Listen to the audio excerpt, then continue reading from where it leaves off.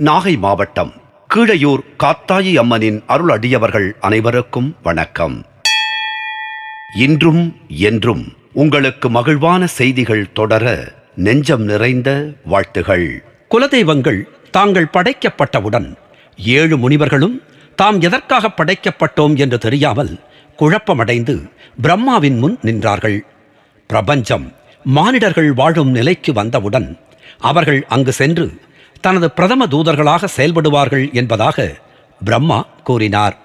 அவர் படைத்த 4 யுகங்கள் என்னென்ன, ஒவ்வொரு யுகத்திலும் உள்ள ஆத்மாக்களின் குணாதிசயங்கள் எப்படி இருக்கும், ஒவ்வொரு ஆன்மாவிற்குமான பிறப்பு, இறப்பு, மறுபிறப்பு எனும் சுழற்சி, ஆண் பெண் கோட்பாடு, அவர்களின் ஒன்றிணைப்பு, குழந்தைகள், வாழ்வின் நெறிமுறைகள், வளமான வாழ்க்கையின் விதிமுறைகள், நல்ல மற்றும் தீய செயல்கள், பாவங்கள் என தனது படைப்பின் அனைத்து அம்சங்களையும் அவர்களுக்கு விரிவாக விளக்கினார் பிரம்மா.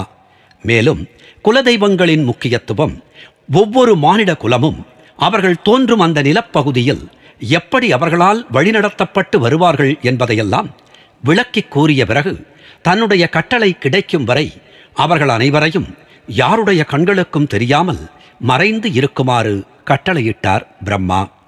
அந்த மகர்ஷிகளை செயல்மிக்கவர்களாக்கிய பின்னர் அவர்கள் பூமிக்கு சென்று அங்குள்ள சில மானிடர்களையும் தெய்வ தூதர்களான தமது சிஷ்யர்களாக்கிக் கொண்டு அவர்களுக்கு தெய்வீகத்தின் மகிமைகள், ஆன்மீக வழி நடப்பதின் பலன்கள் என தான் கொடுத்துள்ள அனைத்து செய்திகளையும் பூலோக மக்களிடையே பரப்ப வேண்டும்.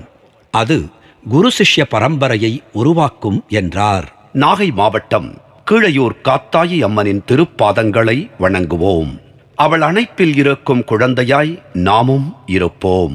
நாகை மாவட்டம் கீழையூர் காத்தாயி அம்மன் நம்மை காத்து அருளுவாள்.